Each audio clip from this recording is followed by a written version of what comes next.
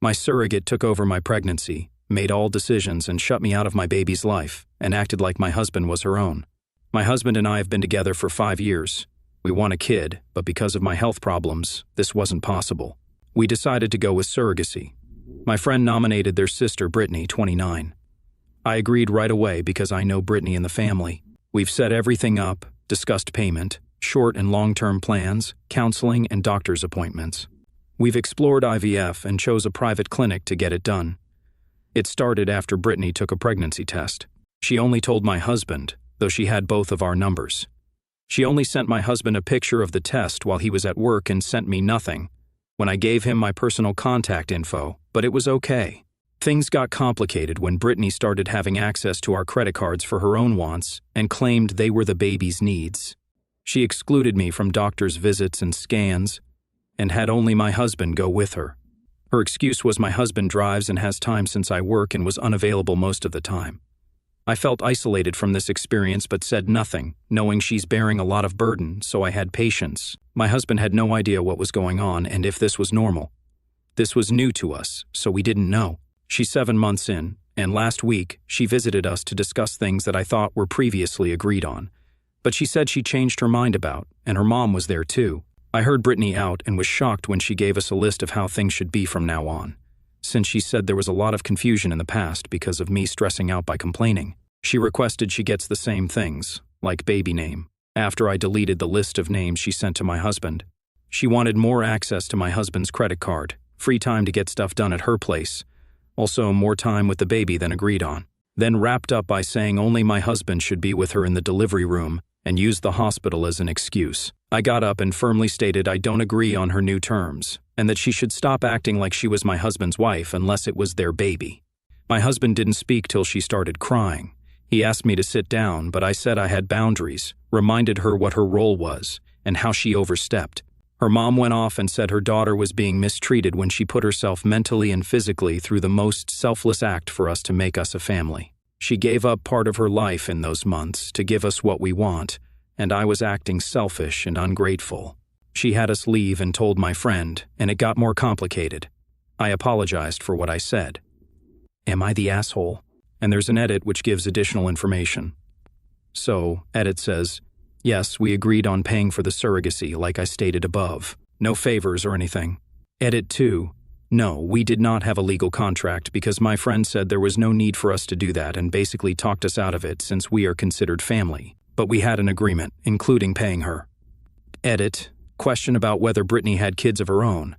She was a single mother of a 4-year-old who passed away from an accident. She had him at a young age, but she always seemed in good mental and physical health.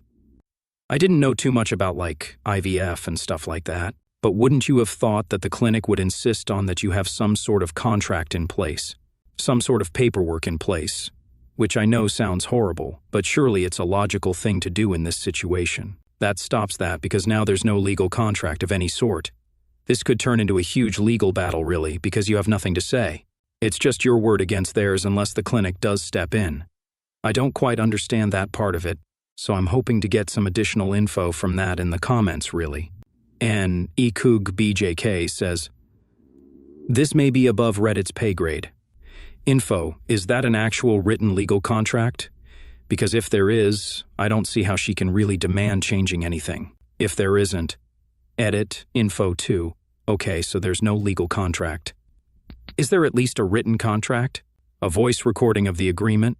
Text, emails, anything at all? Then says, lawyer up immediately, OP, I feel for you. And Widgets in Paradise says, this is why surrogacy is so heavily regulated. Was there a contract?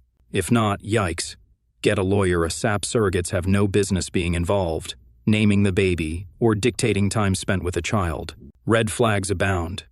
You're the asshole, but you may have put yourself in a situation where an unstable person could now have leverage to essentially be a third parent to your child. And, Cassie Chu says, I don't want to sound horrible, but I would check if your husband is having an affair with her. If not physical, then at least emotional. My husband would tell me if someone who's involved with both of us was messaging him only. Also, it doesn't look like he's defending you. It's crazy that he said nothing while she made her demands, and when her mom was tearing you a new one. Strange, strange, strange. And Disney Freak says, not the asshole. She wants the doting husband treatment while she's pregnant. Lawyer up and lay down the law for her. She's carrying your baby, you get to name it. As for your husband's credit cards and time, she's out of her mind. Also, isn't it usually a requirement for a surrogate that she's already carried a healthy pregnancy to term? Does she not have other kids? This is what's wrong with 1, having a family friend do it, 2, personal, and 2, not checking their mental state beforehand. Not saying it's your fault she's nuts. Get a lawyer and set up a meeting ASAP. Now, what do you guys make of this one? We didn't really get another answer on the whole contract lawyer thing, and why the clinic hasn't insisted on that. I don't quite understand that part. Let me know your thoughts in the comments below, and we'll move on to the next story. Third, the second story, revealing online slander. And our next story comes from a whistleblower. Am I the asshole for telling my father-in-law what his wife has been saying about him on the internet? My wife's mom and stepdad, SD, separated about 18 months ago. From my understanding, the cause was that SD wanted to let his 2 adult children move into their home after both his kids lost their jobs due to COVID and needed a place to stay. In-law was totally against this. At first, SD obeyed his wife's wishes, but he eventually heard his son was sleeping in his car after losing his apartment and told both his kids they could come.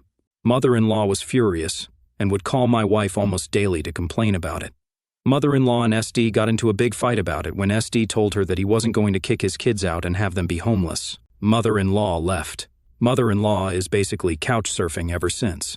She stayed with us for a few 2 to 3 week stints and has bounced around to her other siblings the rest of the time. SD's daughter moved out late last year, but his son still stays with him, trying to save money to move out. Mother-in-law refuses to go back until SD's son is gone. At this point, SD and mother-in-law are no longer talking. I'm actually pretty close with SD, as he helped me with numerous home projects after my wife and I bought our first house.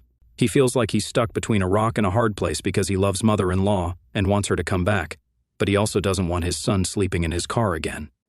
Mother-in-law has told my wife and I that she refuses counseling because she doesn't think she's done anything wrong, and she won't file for divorce because she doesn't have a job and needs SD's income and health insurance. She also feels like SD won't file for divorce either because she knows he would feel guilty about cutting her from the insurance. Over the last year, mother-in-law has been posting a lot of stuff on Facebook about SD, a lot of bad-mouthing him, calling him names, saying mean things about his kids, and that the only thing SD is good for is money and health insurance. SD doesn't have Facebook and doesn't know what mother-in-law has been saying about him. A few months ago, I was helping SD move an appliance, and he told me how much he missed mother-in-law and wanted her to come back. I felt bad hearing how much he was hurting and told him he needed to see something. I showed him mother-in-law's Facebook feed and all the bad things she's been saying. He broke down crying, but eventually pulled himself together enough to let me help him screenshot the posts and save them.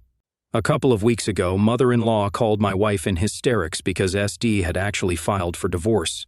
After they got done talking, my wife talked to me about it, and I came clean that I showed SD what mother-in-law has been saying about him online.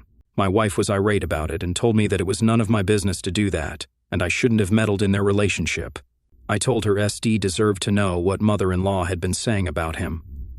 My wife told me I'm a huge asshole because if her mom finds out it was me who told SD, their mother-in-law will never forgive me, and it would cause a huge rift in her relationship with her mom. Now this is going to be a straightaway not the asshole for me, and the mother-in-law is the biggest asshole, and the daughter as well for having a go at you at the very end there. And whilst I can understand, you're not wanting people to move into your home, 2 adult children moving in, but they were in a really difficult situation, so having absolutely no empathy for them doesn't wash with me at all. If I was in that situation, I'd want those 2 adults to come move back in while they got themselves together. The thing you do with that in that situation, though, if you don't want it, like I said, I wouldn't want 2 adults to come move in with me indefinitely, is you make a plan for it. You make a timeline and work towards that. Sure, it has to be a bit flexible because the job market and stuff is absolutely wild at the moment, so who knows if they're going to get a job. But you work towards something. You don't just turn around and say, no, I don't want them moving in my house.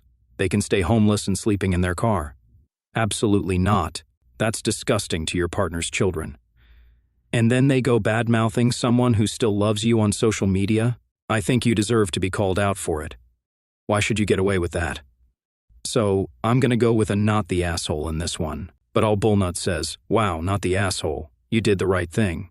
I'd be worried that your wife might take after her mother a bit, though. Yeesh. Why does your mother-in-law hate his kids so much?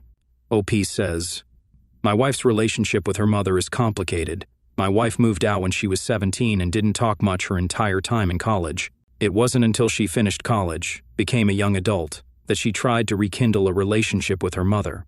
They still aren't incredibly close. Mother-in-law thinks her stepkids are losers and leeches. She repeatedly calls them middle-aged toddlers in her posts. Whisper at Midnight says, wait. So, this woman moves out of her own home and couch surfs because her stepchildren live there temporarily due to a situation out of their control? She made herself homeless? Wow, what a hypocrite. Also, Mom, you put your thoughts on an online platform for people to see and comment. You didn't tell a husband about a personal conversation. You pointed him to what she is telling the world, or not the asshole. Typing Nonsense says, not the asshole. Mother-in-law sounds like an absolute pill. Poor SD was trying to be a good father. I agree with you. SD deserves to know what's being said behind his back, especially by someone he thought cared about him. I can't imagine being in a relationship with my partner would do that to me. Your wife needs to learn to understand that mother-in-law's actions and words have consequences. You are simply a messenger, and she's trying to shoot you for things mother-in-law said. Radiant Cat says, not the asshole. Stepdad deserves to know what mother-in-law was saying about him. How did she think the relationship was going to work, knowing she'd rather see his children homeless rather than help them? If your wife is okay with the way her mom has been acting, then you have bigger problems. And one more from Lee Glue, who says, phew, oh boy, okay, not the asshole. I know people will disagree, but listen, you were unfortunately right in the middle of all this. You had mother-in-law stay with you, SD had a strong relationship with you, and both of them were sharing their thoughts about the whole thing with you. Sounds like SD even sought your advice, 2 cents on the matter. Usually I'd say don't get involved, but they both already involved you. Additionally, mother-in-law was essentially taking SD for a ride financially while bad-mouthing him all over town to anyone who would listen. Mother-in-law sounds like an absolute asshole, but I digress. You absolutely did the right thing. Social media is, in fact, public. She shared these thoughts publicly. All you did was point him to them, not the asshole. And I feel so badly for SD. Divorcing mother-in-law will be the best thing he could do for himself. Now, what would you do if you found yourself in this situation? What would you do if your partner turned around to you and said their 2 adult children needed to move into your place to stay for a while? How would you feel about that? Let me know your thoughts in the comments below, and we'll move on to the next story. E4. The third story, refusing an apology. And our next story comes from This I4799. Am I the asshole for not accepting the apology of a CO worker? This one is rather short. A bit of background. My team recently had a rather lengthy online meeting. During lunch break, some of us stayed online to chat a little bit. After mentioning my boyfriend-gay relationship, one of our newest co-workers had a very negative rant about homosexual relationships. Despite multiple people telling him to stop talking, he kept going until the host of the meeting returned. The CO worker was pulled out of the meeting, and the next day, we were informed that he was getting pulled out of our project and essentially demoted. Our manager also told me that the CO worker wants to apologize to me directly in front of the team, since his outburst was mostly directed towards me, also the only gay on the team. To the question, I told him and my manager not to bother with any apology since I don't believe it would be sincere in any way, and pretty much only motivated to avoid more severe repercussions. That sparked a discussion. My manager and some CO workers told me I should just go with it and let him apologize to let him save some face. Others are saying I'm downright an asshole because everyone should have the chance to redeem themselves. And some CO workers agree with me that an insincere apology is worthless. And the edit said, seems pretty clear so far to me, followed by, one thing I want to add, I will not do the whole make him apologize and then reject it publicly. That just seems like extra drama to me. And in this one, I think you're totally right. You don't have to accept an apology. An apology is not a fix for everything. We had a couple of stories just recently where people think, because someone's apologized, they should be able to get away with it, like it just fixes everything. Like, hallelujah, the person has apologized, I let him go. Absolutely not. The only reason this person wants to apologize is because they've been called out. And that's the only reason. Their views haven't changed in less than 24 hours, have they? Come on now, so it's gonna be a not the asshole for me. And we'll start with the newly, who says, not the asshole. Apologies are not magic beans you can plant to access a world where you get what you want. I seriously doubt that emotion changed the homophobic views the CO worker was comfortable spouting, so the apology is, as you say, likely insincere. Glaxon Flux says, he's only apologizing to look good, not because he means it. There'd be no reason to do it in front of the team if he meant it. You never have to accept an apology you don't believe. Not the asshole. You could always let him apologize and then tell him in front of everyone that you don't accept it. Entertainment OK says, not the asshole. He's only doing it to save face. He still has the same ideas. I would tell the boss that the only way you're willing to accept an apology is when your CO worker has finished a mandatory course about workplace sensitivity, diversity, and inclusivity. And Superfast Mama says, not the asshole, but I think the better angle to take is to tell your employer that a public apology in front of the team makes you very uncomfortable, and you'd rather not go through such an awkward situation again. By no means do you need to accept an apology. And we'll have a couple more comments, one from Cameron JK, who says, and not the asshole. He knew what he was doing, and he was told by others to stop multiple times during the offense. He has no right to save face. Why no death says, not the asshole. However, there might be a bit more to it than just your CO worker saving face. This also could be about the manager and company making an example that this type of behavior will not be tolerated. The company cannot broadcast what their exact punishment is, but by having a public apology, it shows to other employees that they are paying attention, even if you disagree with their approach. It also potentially saves from the legal issues. I am not a lawyer,